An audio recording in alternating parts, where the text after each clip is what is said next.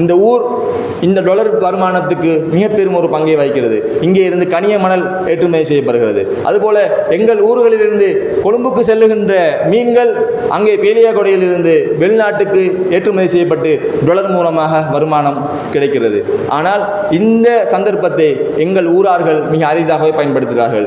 ஏன் இங்கே பிடிபடுகின்ற அந்த மீன்களை, இங்கே பிடிபடுகின்ற அந்த இறால்களை, நண்டுகளை நீங்கள் வெளிநாடுகளுக்கு இன்றைய காலகட்டத்திலே இந்த இம்போர்ட் எக்ஸ்போர்ட் போன்ற விடயங்களை படித்து இங்கே இருக்கின்ற உற்பத்திகளை வெளிநாடுகளுக்கு நீங்கள் என்ன செய்யலாம், நேரடியாக ஏற்றுமதி செய்வதனூடாக அதுபோல வெளிநாடுகளில் இருந்து உங்கள் ஊர்களுக்கு தேவையான விடயங்களை நேரடியாக வெளிநாட்டிலிருந்து இறக்குமதி செய்வதனூடாக நாட்டின் பொருளாதாரத்துக்கு நீங்கள் வளர்ச்சி கொடுப்பது மட்டுமல்லாமல் இன்றைய காலகட்டத்திற்கு ஏற்றவாறு எங்களுடைய முஸ்லிம் சமுதாயம் பொருளாதாரத்திலும் வளர்ச்சி அடைந்து, கல்வியிலும் வளர்ச்சி அடைந்து, ஒழுக்கத்திலும் வளர்ச்சி அடைந்து, எல்லாவற்றிலும் மிளிர்ந்து காணப்படக்கூடிய ஒன்றாக காணுவதற்கு இவ்வாறான புதிய முயற்சிகள் எங்கள் ஊரிலே துவங்கப்பட வேண்டும். ஆகவே பேரன்புமிக்க இஸ்லாமிய சகோதரர்களே, எங்களுடைய சமுதாயம் இந்த ஊர் அறிவிலே வளர்ச்சி பெற்று வருகிறது, பொருளாதாரத்திலே வளர்ச்சி பெற்று வருகிறது. அதுபோல பண்பாட்டிலும் ஒழுக்கத்திலும் ஒற்றுமையிலும் இந்த ஊர் மிகவும் வளருமாக இருந்தால்